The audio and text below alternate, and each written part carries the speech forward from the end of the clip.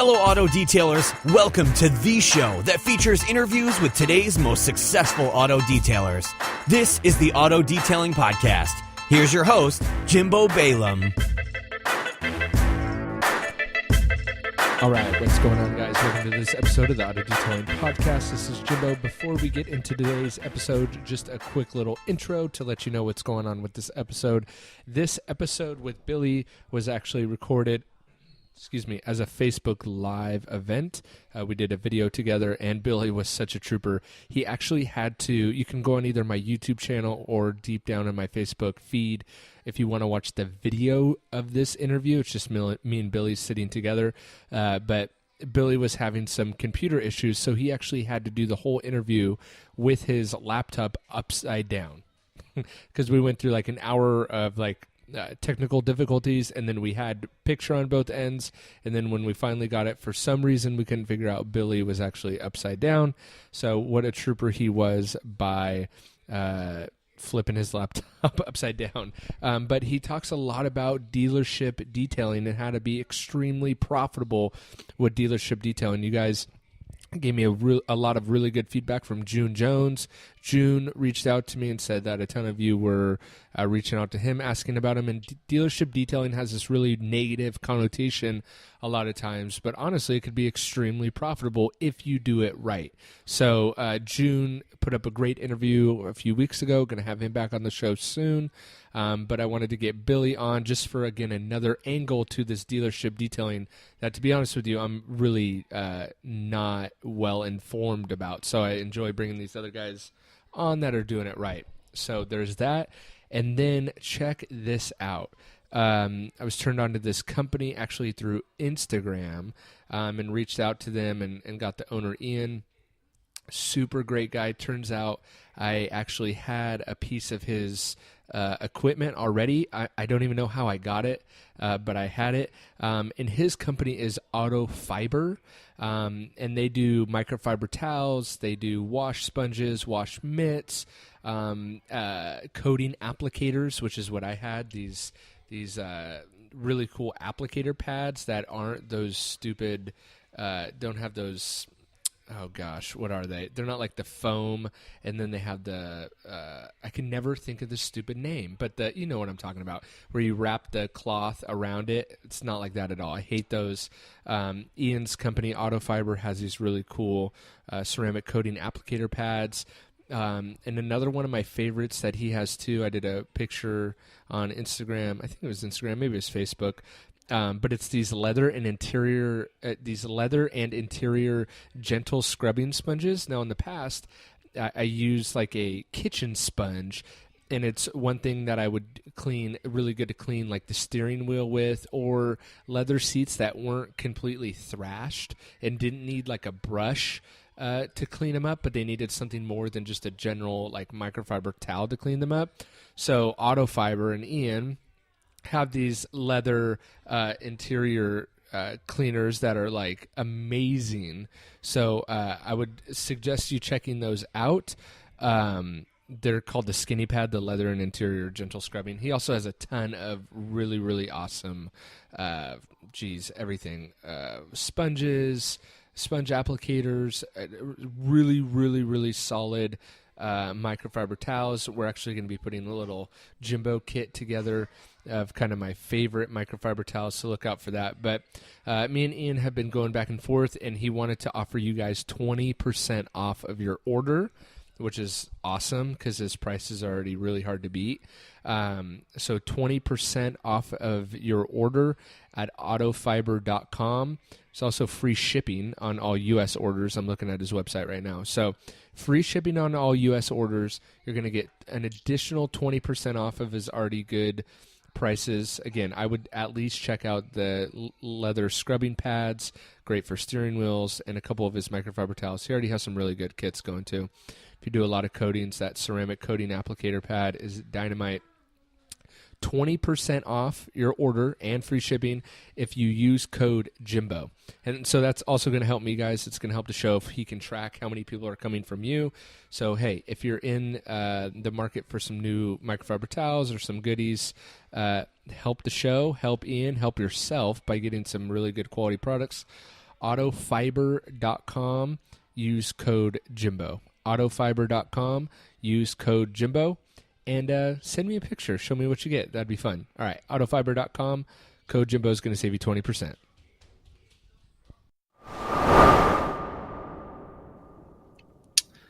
All right, we're live. Hold on, let me just log on my phone. It doesn't say we have anyone watching yet, so let me see. All right, cool. We're live. It just started, so people will start chiming in. There's a little bit of a delay on it, but we are live. So let me turn my volume down on that. Cool. So, Billy, is your computer still upside down? It is upside down. I'm holding it upside down. So for those of you just tuning in, we've spent almost an hour just trying to get this going, and we got it all said and done. And Billy got his camera working, and then it was upside down. So his computer's actually upside down. So, Billy, this is going to be episode 275 of the Auto Detailing Podcast. So welcome, and we're going to be streaming a live feed at the same time for those who want to get kind of an early preview. So thank you for coming on the show, Billy, and welcome. Thanks, guys. Cool. And for those of you that are catching this on the Facebook live feed right now, feel free to add your questions or type your questions in, and we will kind of thumb through them later and do that. So, but Billy, I want to, again, thank you for coming on the show. And why don't you tell people kind of how you got into detailing? We're going to get into a bunch of it. We're going to get into American Detailer, the group. We're going to get into all of it. But I really want to start at the beginning. So tell us, why detailing? Well, that's a good question because I don't have any automotive background in my family. Other than the fact that my uncle owns a record company and race cars and a scrapyard and stuff like that. I don't really have any automotive background. I came from nothing. You know, a lot of people that know me know I pretty much came from nothing, don't have a real tight-knit family, don't have a big family. So I guess it would go back, I was about 19 years old, and I bought my first nice vehicle. Was a 95 Dodge Dakota, emerald green metallic. And I took a lot of passion in taking care of the truck, waxing it, what have you. And everybody always gave me compliments of how nice the truck looked. Shortly after that, I ended up taking a job at a dealership. I was a young man, 19 years old, 20 years old, something like that. And I asked the guy that was teaching me back there in the back detailing, I said, well, what's the best kind of wax, right? The loaded question, what's the best kind of wax? He said, you need to go buy some Meguiar's. I'm like, okay.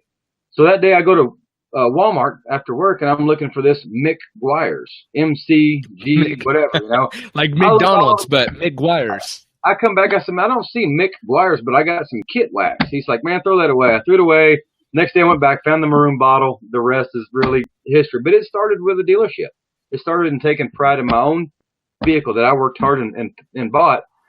Went to work for a dealership, and, you know, there was a couple of years through the last 20 years that I just kind of fell away. And somehow I gravitated back, and it wasn't until probably about 15, 16 years ago that I just got hardcore serious about learning the sanding, the buffing, and we get more into that later with the body shops and stuff like that. But that's how it really started. You know, it's interesting because I actually have a very similar entry into detailing. To you, in the fact that there was really no one else in my family into cars. Even I had I guess he would be a second uncle or a second cousin or something that like was into old Fords but restoring cars. And then my uncle got his car detailed, but no one really in my family knew, you know, real detailing or detailing as we would know it. You know, so that was interesting to me that you kind of came from the same sort of background. So how long ago was that you started at that dealer? When was that? That would have been the late 90s, maybe 2000, something like that, okay. Yeah. And then were you full-time at that dealership back then? Well, we're part-time with them. I was still in the military. I was in the military at one time, and worked part-time with them. Did that as kind of a cute little side gig, you know. Got it. And then from there, I went to driving a truck. You know, in the military, I went to driving a truck. I wanted to do something. My dad was a truck driver. My granddad was a truck driver. So I went into driving a truck and was doing the detailing stuff kind of on the side early on. And, Got it. nights, I was local. I was home every day, but I was detailing on my days off. In the time that I did have at home, I was detailing cars then and making no money, but I was enjoying it. Right. Yeah. So you kind of cut your teeth at the dealership end, and then that's what you talked about, 15, 16, 20 years, whatever in between. And then you start driving a truck, and then you start getting back into detailing. Is that the right timeline? I joined McGuire's Online. This is like 2003. Okay. And there was this guy on McGuire's Online by the name of Joe Fernandez. And I started seeing some of the cool things that he was doing. And this is about the same time that, the G100 came out, the dual action polish from McGuire's. And I'm like, oh, cool, they got machines. Yep. No, before the G110. Oh, okay. Got it. G100, the original, like the port cable. And I was doing school buses and airplanes and all this cool stuff. And I guess he kind of reignited the fire that I knew I had. And I started reading more into this. And we have a shop in Louisville called Mirror Glaze that sells McGuire's products. Mm-hmm. And the truck would come out to the house, and I started buying some of the stuff, the polishes and compounds, and kind of playing with this stuff that I saw this Joe Fernandez guy talking about. And it really reignited my passion for detailing, and then it was on. And I should probably back up and tell you that we didn't have a computer. I went to my mom's house and got on her computer. We couldn't afford a computer. All this internet stuff I'm talking about, I would go to my mom's house and look it up on her computer. We didn't have any money, right.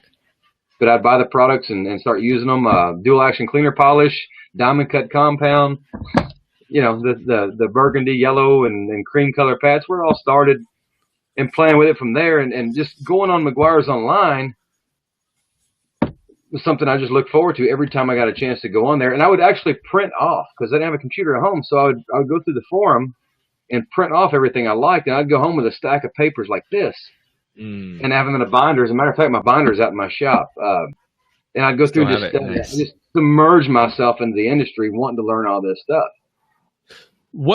Do me one favor, move a little bit to your right. I'm cutting off your face on the live feed. I realize there you go. Your computer's upside down. For those of you that are just joining on the live feed, Billy's actually doing this with his computer upside down because we're having technical issues. And if you're on the Facebook live feed, thank you guys for joining. Go ahead and ask your questions if you want, and we will get to them later in the show. Or if Billy says something that kind of provokes a question in you, please just write it below, and I'll thumb back through it and get it. But we're almost at about 20 people watching us live, which is cool, Billy. So you're driving a truck, and you have kind of all this background in detailing through the McGuire's forums and stuff like that. What was Joe doing back then that really piqued your interest? I'm just curious. The machine polishing, because I knew how to wash and wax the vehicle, and I was starting to understand the finishing abrasives and how to actually take a shine and go a little bit deeper and bring more gloss and depth out of it. Got it. So that was just interesting as that technology progressed and came out. Got it. Yeah. So then 15, 16 years down the line, you're driving a truck, you have all this knowledge, and I'm sure you never really dropped detailing altogether, even if it was just for your personal vehicles, right? So you've been doing it for a while. Go ahead. Sorry, I don't want to cut you off. No, it's fine. You're good. It was kind of hit and miss up until about probably 7 years ago. 7 years ago, I picked up a car lot. Today I have, as of last week, I have two because I dropped one of them. But I picked up a car lot, and they kept me really busy. So I was doing 6 to 8 cars a week, starting back about 7 years ago. Okay. So I'm driving the truck. I'm doing the detailing. I say part-time. It was actually more like full-time because I'm running 18, 20 hours a day. Okay. But in between that time, from, say, 7 years ago up until the last 10 years before that, it was me, people I would meet, friends, and I'm telling you what, I gave away a lot of 3-step polishes, man, for a little bit of nothing. I go back now. I go back now, and I'm just like, wow. We were doing a Cadillac one time, and I was doing a compound, polish, and a glaze, and a sealant. So it was actually 4 steps, and the sun went down on us. Me and my wife was helping me, and we got to the glaze part, never made it to the wax part. We delivered that Cadillac back to the owner because the sun went down on us. Oh my God. Well, I'm sure we all have those stories of like, times when we were just getting started of like, oh man, remember that car? Like I would never do that again. Like that's Horror insane. stories. So many things I would not go back and do again. So how long would you say you've been detailing then for now? Would that be like 20, 25 years? Andy's asking on the live feed.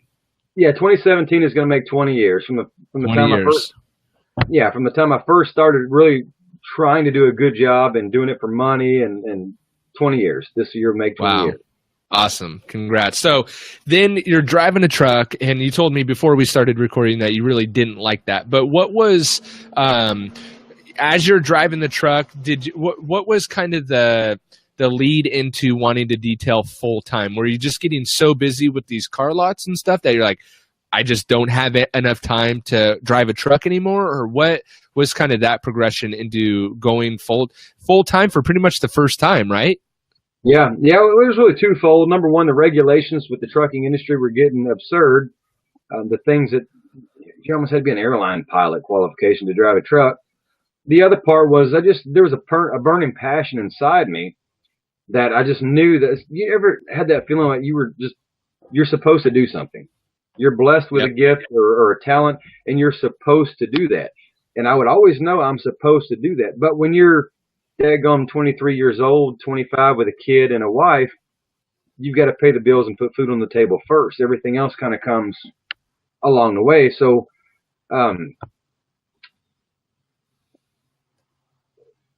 believe me, when I'm in the truck riding down the road, I thought about detailing. Even before the podcast came out, I always thought about detailing. The Street Rod Nationals comes to Louisville once a year. And one year I went up there to the 3M booth, and they let me run the booth, do the demonstrations, the rotary and all that stuff. And I'm thinking in the back of my head, I'm a truck driver. I have a talent for detailing too, but I'm a truck driver. And that never really sat well with me. I always wanted to be exactly what I wanted to be. I wanted to be a detailer. Who's going to take advice from a guy who holds a steering wheel 12, 13 hours a day? They don't know that you do something else on the side, detail 7, 8 hours a night and on the weekends. But, above all things, you're still holding the steering wheel during the day. So that started to eat at you then. It ate at me a lot. Yeah, it ate at me a lot. And we can fast forward. I had the one car lot, and I had them for probably about 6 years. I picked up a second car lot. And then October of 2016, that I get a call from a Chevrolet dealership here in town. I've been trying to get in here for 10 years, and I couldn't get the business. But they called me October 26, 2016, and their cleanup shop had burned down. The detail shop burned to the ground. They got 160 cars on the lot. They found me online. They called me up, wanted to know if I could detail their cars. And I'm riding down the road. I hate driving a truck. I'm like, yeah, I'll be over there when I get off. And so that started car lot dealership number 3. I was already busy at that point. Retail customers, 2 car lots. Now I just picked up a dealership with 160 cars. So I go out there and I meet. Are you doing this all by yourself, by the way? By myself. Well, when I picked up the dealership, there were times I'd bring kids in. I'd hire some kids to come help me. But at this time, I was doing it by myself. I was holding down 2 car lots, a full-time job, the dealership in the early stages. And most of the time, I've had helpers that would come in, but man, they're unreliable. It's like work or something. They don't want to show up. Yep. So I met with general manager, and he's part owner, half owner, Travis Flaherty, Tony Brown Chevrolet, as a matter of fact, big shout out. Travis Flaherty, he started sending me their cars. And Jimbo, I'd done like 4 or 5 cars. And I was like, I don't think this is going to work out good, because it wasn't working with the trucking. I was working 20 hours a day. Yeah, no kidding. Sounds like it. 7 days a week.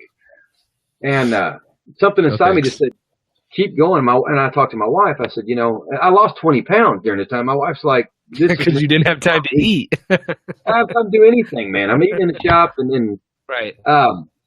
So long story short, I was doing their cars, and I had quit the one trucking job that I was working 12, 13 hours a day. I took another trucking job working about 7, 8 hours a day. And one morning, I was on my way to work, 2 o'clock in the morning, and I was falling asleep at a red light. Nobody on the road but me. I come to the red light. I'm falling asleep, and I realized I can't do this anymore. Right. Long story short, they offered me a job when they built the new shop, running the shop, and picking up their side work along with the other 2 car lots 4 miles from my house, as opposed to 46 miles. So I was driving for a job I hated. I didn't want to do it at first. And then I felt like, there's a reason all this happened, and the rest is history. So I've been with those guys for about a month now. Nice. Awesome. So do you have your own shop, or you're detailing inside of their shop? Well, I have my own shop here. Okay. Yeah, both. I run their shop up there. Got a couple of guys that work with us, great guys. I've trained them, and we can get into that later. But work at their shop. 5 o'clock, I come home. I work at my shop. And wow. The one dealership I cut off last Saturday, I just cut them off. We can get into that too. So right now, I have my retail customers. I have the one lot and the overflow from the dealership, along with working for the dealership. I'm in heaven, man. Jeez. So you work full time for the dealership, and everything else is kind of side gig. Mm-hmm. I still work 18 hours a day. Oh my gosh, that's insane. So I love it. And you love it because you're doing your passion, right? I mean, and you're making money, and I think that's the most important part of you're doing your passion, but you're also making money, and you've really barricaded yourself from, it doesn't matter if you lose a client or have to fire a client like you just did. Let's get into that. What was going on that you had to fire this client? Well, long story short, I got an old Ford Ranger, 2000 model Ford Ranger. Typically, if somebody sends me a pickup truck to detail, and the bed's full of junk, I don't mess with it. If you want me to do the inside of the bed, I charge extra for that. And so I'll just throw it out there and be honest with you. It was a 2000 model Ford Ranger. It wasn't terrible. Seats were stained. It had its problems. The bed was full of pallets and wood. And I charged them $125. I did a wash, a seal. I had to extract. The older Ford seats, steam doesn't work quite as well. I had to do an extraction on there. So I got a $4,000 extractor. I do an extraction, clean out the bed. Truck looks awesome. And the guy calls me a couple of days later complaining because I didn't do the engine. I said, man, older Ford engines are that nasty. I'm not going to pressure. Well, I don't need to be buying coils, right? $120, I'm not going to put a whole lot of liability out there. He said, well, I can't pay you that. I just told him straight. I said, that's fine. Make the check for $100 and I'll see you shortly. And I had one of his cars here that I had just started on. I got in the car. I took it back to him, collected my check, handed him his keys. I said, we're done. No more. And he said, what do you mean? I said, I'm not going to run a $4,000 machine for $100. Right. I can't even call it a profit because it's not a profit. Just not going to do it. So that was the end of that. And they're right across the street from the dealership, so I can't let their cars look as good as the dealership cars. Right. But that's the beauty of the position that you've put yourself into now, is that you can afford to actually do that, because it's like, hey, I don't need to work a couple extra hours a day. I'm already pushing 18 hours.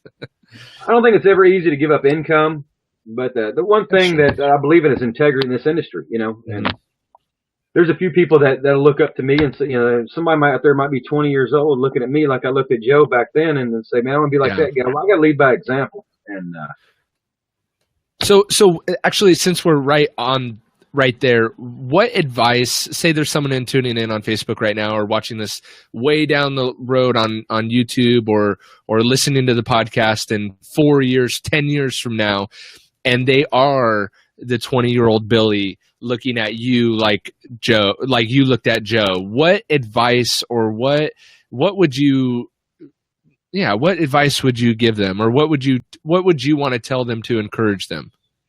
I would tell them that detailing is multidimensional.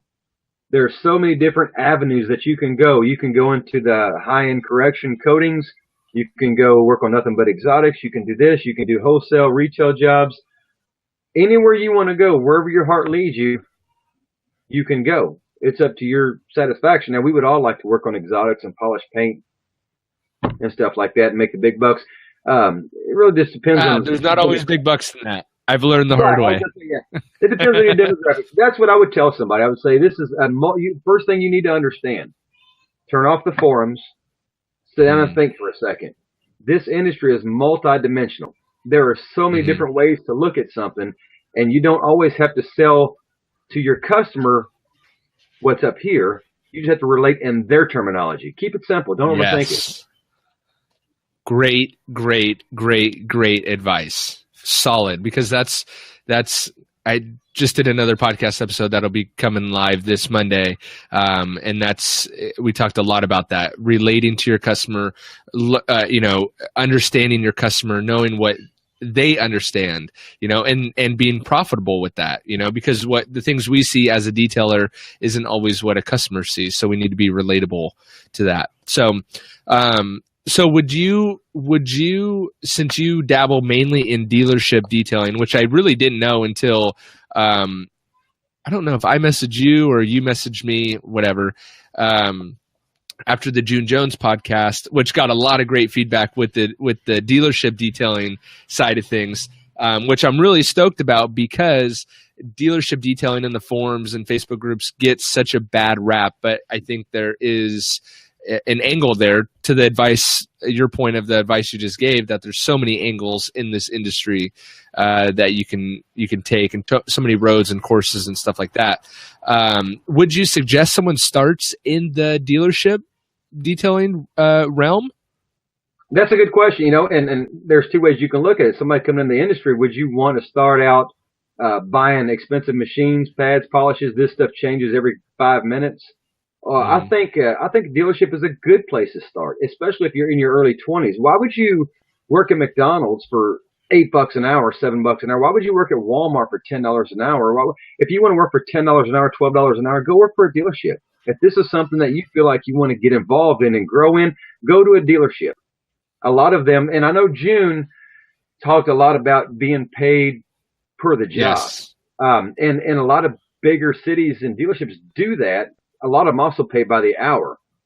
So you can really hone your skill in a dealership, in the right dealership. You don't want to work for a slave driver. But I would say, yeah, really, Jimbo, that's how I starting the dealership. Everything all right? Yeah. Sorry, I'm in my garage and it's warm today, which is nice because it's the first time it's been warm in 2 months.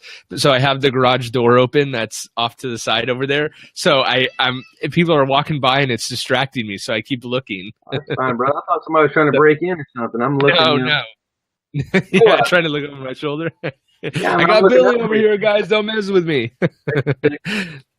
Well, I started a dealership detailing. Then I went away and really, I had already kind of built an idea of how to wash and wax a car. The forums back then, because we didn't have Facebook and all that, kind of honed that skill. When I came back, my skills were sharper. My tools were better. Today, you can go into a dealership, work, get into one of these good Facebook groups if they approve you, and really hone your skills. Do it on somebody else's dime if they want to pay you by the hour. Do that. And in the background, be thinking about what you're reading, what you're learning, the videos that you're seeing. All the exposure that's out there is in truth. Take notes, submerge yourself in it, and you can go out on your own. You get off work at 5 o'clock from the dealership, go out there and pass out some business cards. Pick up some weekend work. And you can grow from the sky's the limit. The thing that I think I like the most about dealership work is the fact that you can get so much exposure to so many different cars and really hone in your craft as a detailer, really, in such a broad scope that as you go in to start your own business, there's not going to be anything that you face that you can't handle. And from talking to so many detailers wanting to start their own business, the thing I see a lot is that they're lacking confidence because they're not sure that they can tackle every aspect of detailing that they come across or that they're going to come across, right? So I think if you start at the dealership, if you can afford to start at the dealership level, and really cut your teeth there and learn your processes and get your processes down and chemicals and all that, and then branch out from there, you'll be way more confident in your ability as a detailer when you go to start your own business. I mean, and that's not even talking about the whole angle of buffering your income side of things. Like you're doing is you got your steady gig at the dealership, and then you're building up your retail on the side, which I think is a brilliant idea. I'm going to channel the inner Barry Thielen myself and just Let's do it. The audience out there, man. If you're one of those guys that says that dealership detailers are hacks and there's no money, you don't know what the hell you're talking about. There you go. You just don't. Tell them. You really need to stop and think about things a little bit, because I'm going to tell you what. There's two guys that I work with. I started this dealership about a month ago. One kid I've been working with for 3 weeks. All they've ever done is pressure wash, what we would call hack detailing, getting soaking wet and wild. Just In no 3 bikinis. days, they built a brand new building, $250,000 building, pressure washer, the whole 9 yards. 3 days we went rinseless, waterless. If there's a need for a pressure washer, we'll use it. And I'm getting to my point. But we took some kids that had never done any sort of organized detailing ever. In 3 days, had them on rinseless washing and waterless washing. And the level of the detail went through the roof. I've been there with this one kid for 3 weeks now. 3 weeks. He could go print business cards right now and take on side work. The reason is because you see so many cars in a week. You see the same problems come. There's a stain here. There's a stain in the headliner. There's this problem. There's that problem. You tackle so many problems in 1 week that the internet keyboard warriors have no idea. They have no clue. They read about these problems. They've never seen them. Some of these guys, this kid, like I said, he's been organized detailing for about 3 weeks. Austin Miller is his name. He's probably tuned in tonight, buddy. Hopefully. What's up, Austin? Yeah, he should be out there. In 3 weeks, man, this guy went from having no clue, you know. Yeah. They always told him, go, just stay busy. Stay busy. Get out of my face, stay busy. 3 weeks into organized detailing, I'll put that kid up against any keyboard warrior out there on the internet. Tell him. That sounds kind of provocative, but what I'm doing is I'm trying to make a point. I'm trying to make a point. The dealership detailers that see 15 to 20 cars a week, we see the same problems. The wash and seal, what you do is so many times, it's just second nature to you. I'll put these guys up against some of these guys out here think they're hot shots any day of the week. Yeah, and that's what's, you know, when I started detailing, a lot of people were telling me, oh, go work at a car wash first, go, you know, to cut your teeth, right? But I had the mindset of like, screw it, I'm just going to do it and whatever, I'll learn on the job. Whatever. I was 19, thought I knew everything, right? But in a sense, I did dealership detailing because I was doing such high volume. So, and they were mainly washes or like the more basic services. There was no paint correction in my arsenal when I started in 2008. You know, the extent of it was I could remove swirl marks. And that was like a massive thing because it still is a huge deal because a bunch of people come to me with swirl marks in the paint from previous detailers, right? So I could do that, but that was the extent of my paint correction that I could do, right? So, but I'm telling you, I did a lot of office parks, right? And I was doing 10, 12, 15 cars a day, you know, and those weren't details, but those basic washes or wash and waxes. But man, when I sat back and looked at it, I'm like, I'm doing, you know, I've done thousands upon thousands of cars in my career, you know? And so I'm confident when I go up to that customer because like, there's nothing that I haven't seen, you know? Yeah. And I could say that now, but that's because I've been doing it 9 years. Whereas, you know, I think a shortcut to that would be getting in with a strong, reputable dealer, which how do you do that? How do you get in with a really good dealer versus a slave driver? I'll tell you what, I guess sometimes they say luck is when preparation meets opportunity. Love that quote. And I hit every dealer from, probably within a 70-mile radius of me. I had Lexus of Louisville. They said, we're going to hire you to come run our reconditioning center. I'm like, great. And they're like, we start talking salary. I said, well, $50,000, you know. That's what I'm used to living on, and that's what I'd like to make. I'm going to drive up to Louisville. I'm 45 minutes from Louisville. And push came to shove, this and that. They came back, offered me $15 an hour. I walked away, you know, and we can do another segment on when to say no. I walked away. Yeah. Sometimes sales, if you're a detailer, you're a salesman. You don't like sales? Get over it. You're a salesman. People have to like you. But what you have to do is go through the numbers game. So you might have to go talk to 10, 15, 20 dealerships consistently. Go see them again. Go see them again. You got to understand something. When it comes to dealerships, these guys have little detail guys that think they're awesome come up to them every week. Probably 10 guys a week, 5 guys a week. Hey, I want to detail your cars.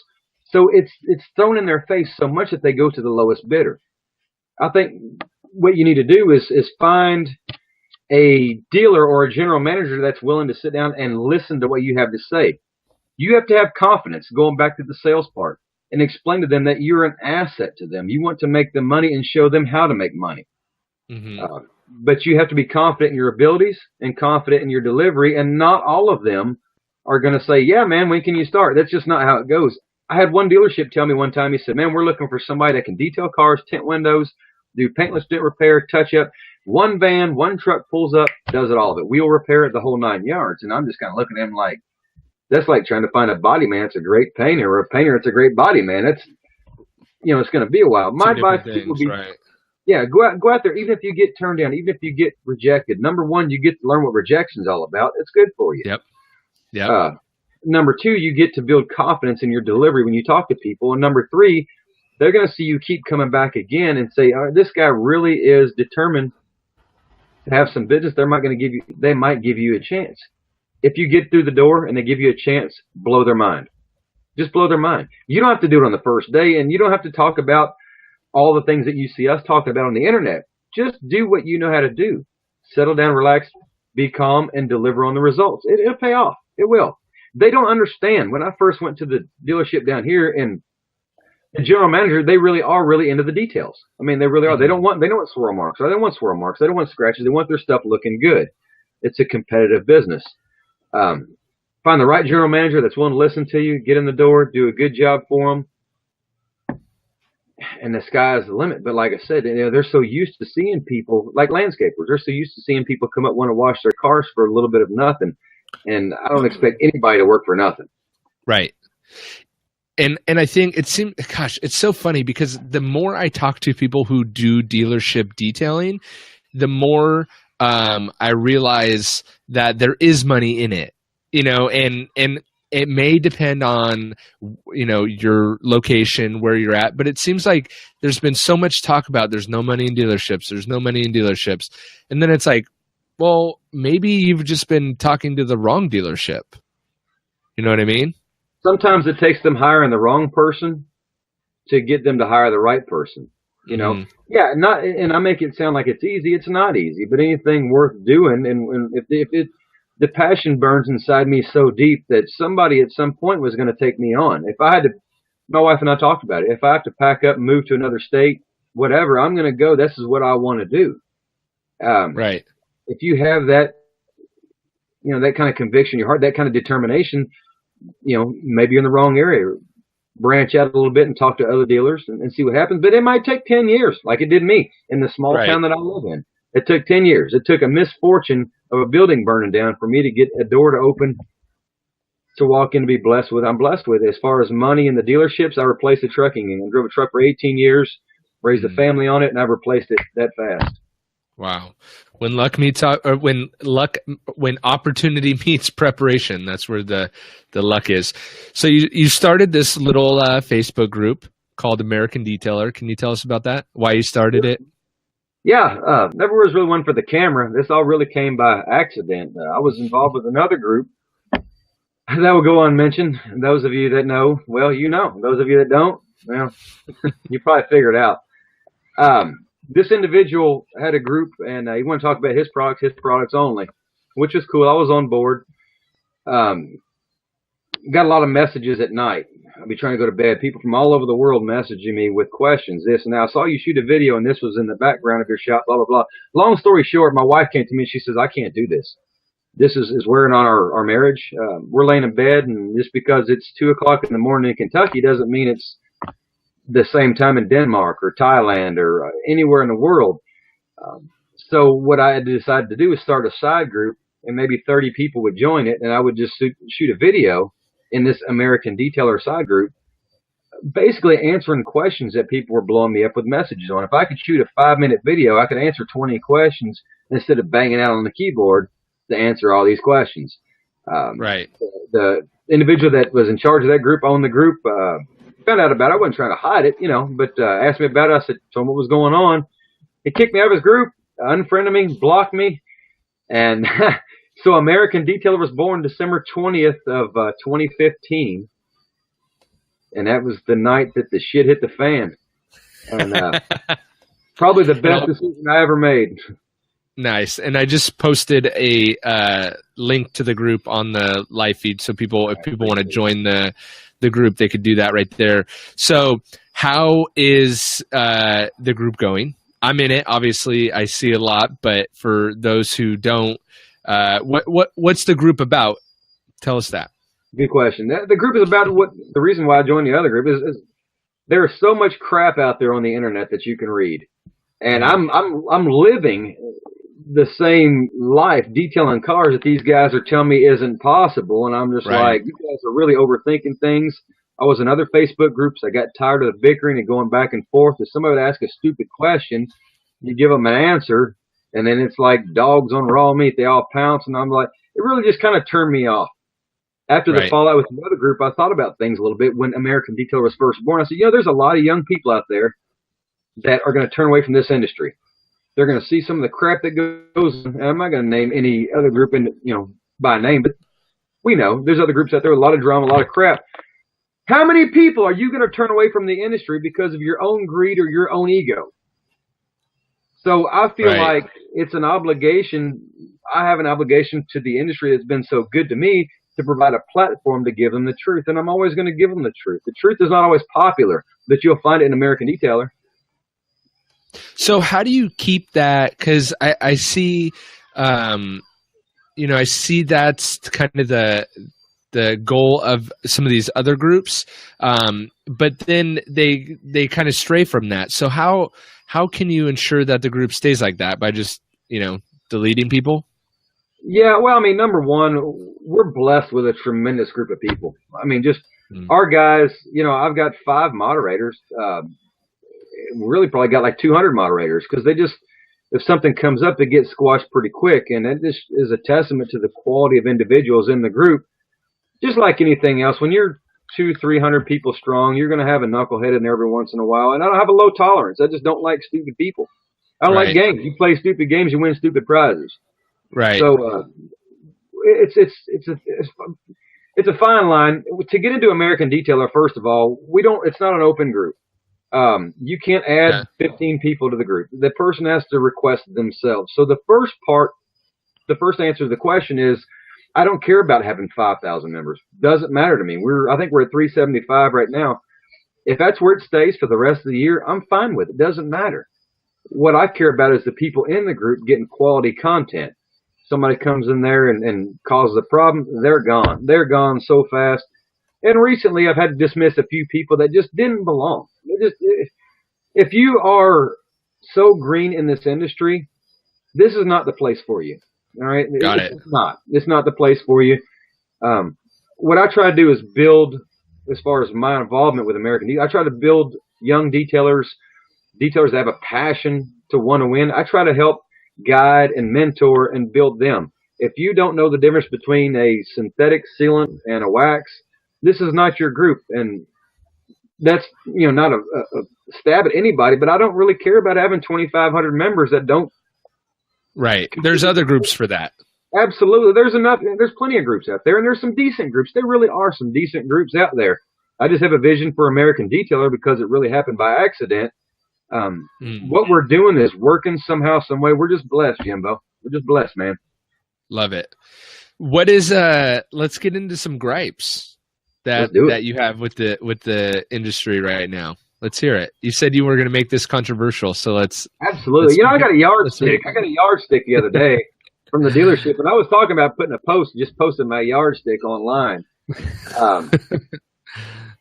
When you've been doing this for 20 years, when you've been doing this for 10 years, 6 years, you know what a shiny car looks like. We don't need to see your shiny car, Right. Why don't you do this? And I'm just speaking in general. Why don't you do this? Instead of building up your own ego, why don't you try to help somebody else out? Because this is the way I feel. My buddy Barry Field and I have talked about this in depth. I'll be 40 years old this year. I don't care about my ego. I don't have an ego. What I'm doing is working. I'm genuine. You get, what you see is what you get. Right. I would like to see people have less ego and more to contribute to other people. What are you going to leave behind? You say you love this industry so much. What are you going to leave behind? Because ain't nobody around here 100 years old buffing cars. Right. I want to leave behind a legacy of detailers that I helped along the way. And I don't care if I get credit for it or not.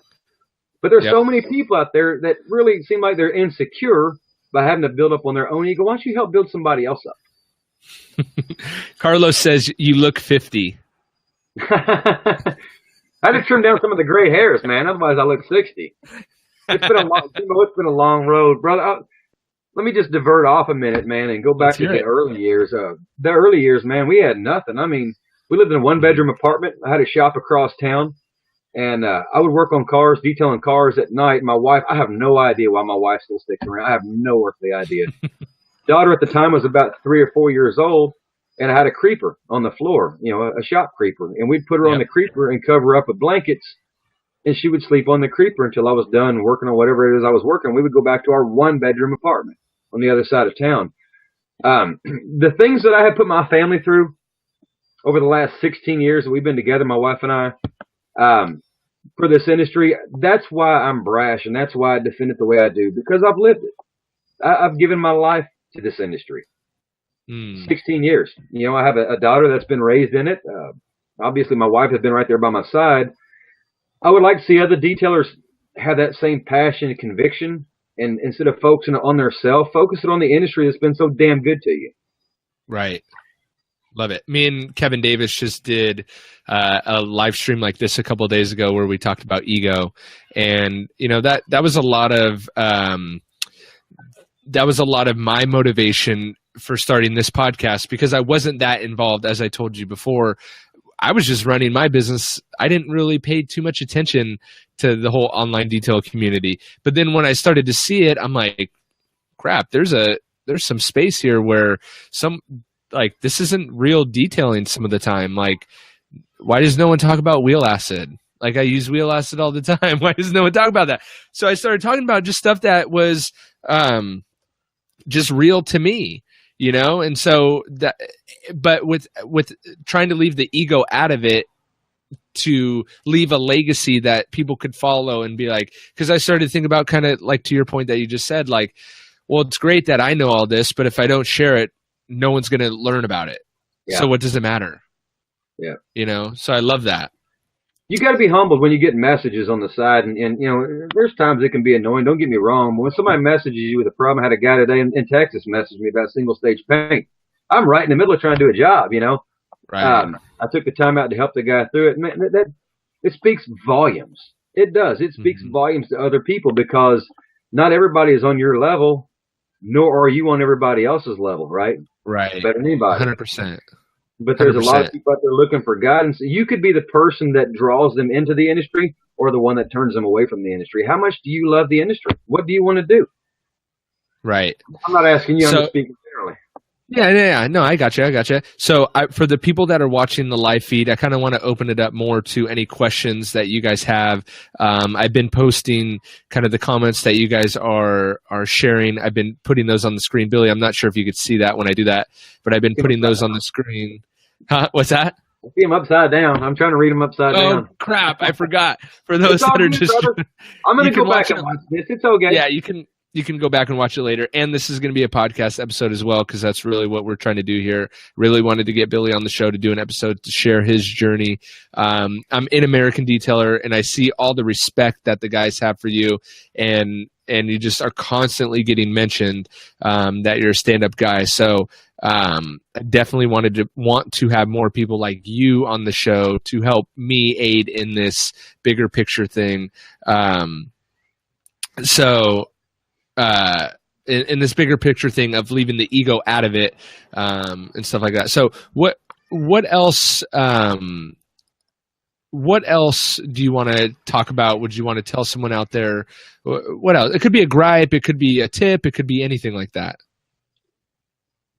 Well, just everybody's different. Everybody comes from a different background. Okay, so talking about myself and what I would say to other people is for all that I've done wrong in life, this industry has always been good to me. This is my family. This is what I love. This is what I look forward to. This is what I live for. When my day is up, people are going to look back and remember me for this, if nothing else. Good father, good husband, and this. This is it, man. So I would like to see that other people that have the conviction. I would like to see other people have the conviction of the industry, and they do. They do. I mean, maybe less ego, more how can I help somebody else along, or maybe not, just leave things the way they are, because I'm enjoying it. Keep being a jerk. Right. It gives me something to talk about. I'm thankful. Are they breaking? We're good. Sorry. No. Yeah, no one was breaking in that time. 12 hours. No one's breaking in. I thought someone was coming out from the house to the garage that time. So I got them coming from both ways. The blessings, man, the people that reach out to you, the people that have your back. And I saw the comments coming up. They were upside down and they're coming 5 at a time. I'm trying to know that somebody has your back, man. That means a lot. It really does. That's what drives you. Somebody will say, well, after 20 years in this, do you ever get bored? Not a chance, man. Not. I'll get up tomorrow morning. I can't wait to go kick it off again because of what I get back from other people. How about? Sorry to cut you off. No. Carlos has this one. How many times have you thought about walking away from a car you started detailing? Oh man, about 15,000 times. Every car. 15,000. Yeah, it happens. Usually when that happens, I've underpriced something. You get yourself into a detail and you're trying to. Okay, that's a good topic. Speaking to a customer, a lot of times if you're not comfortable speaking to other people or closing the deal, you tend to throw a quick price out there just to get them out of your hair and get the job. Then you open the trunk and there's 4 bodies in there. Oh my gosh. Anyway. So right. It's happened, but usually when it's happened like that, it's I've underquoted a price. Or I had a 2005 Yukon Denali black and I wet sanded all the orange peel out of the entire truck. I had like 130 hours in that truck. And I did the same thing to a C5 Corvette. Those are things I wouldn't do again, but things that cost me money, yeah, there's been plenty of those. Awesome. I love it. All right. I think we've gone about 45 minutes. Let's see if anyone else chimes in with a question here. Billy, while we're waiting for other people to chime in with a question, how can people I put the link to American Detailer in the comments below so people can just click that link. That'll be easy. But other than that group, why wasn't Billy Bird invited to this podcast? Not sure what that question means. Oh, my bird. I got a parrot. Billy's bird. Sorry, I missed that. So your parrot wasn't invited. Yeah, your parrot sitting on your shoulder the whole time would have made for a pretty cool video, actually. I did the video like that. I had my bird. Oh, cool. If I wasn't holding my laptop upside down, I would go get him. I get up in the morning, he's in there talking. He says, I got to go to work. So I'm funny. like, yes, you do. I got to fly right there. That's super funny. So how can people find you, or if there's another dealership in your area, how can they contact you to get their car detailed? You can reach me on Facebook, Billy Baugus. I got a website called perfectionautodetailky.com. My phone number is 270-872-7590. If you do not leave a voicemail, I will not call you back. I turn the phone off at 6 Eastern time. And if people want to get in the group, Bernard says they should inbox the admin as well to get in the group. Is that correct, Billy? Yeah, okay. I probably should have mentioned that with the when we're talking about American Detail. What happens, people come in every day. We have group requests, member requests. We check these people out. If it doesn't look like they're detailers or involved in detailing, they don't get in. So if you're out there and maybe we missed something somewhere, let me know. If you're a troublemaker, we have a no-fly list. We know who you are. You're not getting in. Forget it. But if you want in the group, send a request. You can message any of us in the admin group. But, yeah, we do screen everybody that comes into the group. For the exception, if we have a member of the group that's in good standing and they want one of their friends or somebody they recommend into the group, they can message us. That person still needs to request themselves. And we'll slide you right in. Going it. All right. We're going to end this live feed. Oh, Barry Thiel just joins. Dang it, Barry. You're going to have to rewatch the feed. We were just talking about you. So, all right. If you guys can post your questions below and Billy or me or I will go in and try to answer those after we end the feed. So thanks for watching, Billy. Thanks for coming on. And I'm going to end this live feed right now. Thanks, Jimbo. All right. Thanks for listening to another episode of the Auto Detailing Podcast. head on over to autodetailingpodcast.com for full show notes and links of everything that we've talked about today. And don't forget to check out our resources page for a direct link to all the products talked about not only on today's episode, but that I use in my day-to-day detail business. They have direct links so you can purchase and get free shipping right from that page. That's autodetailingpodcast.com. We'll see you on the next episode.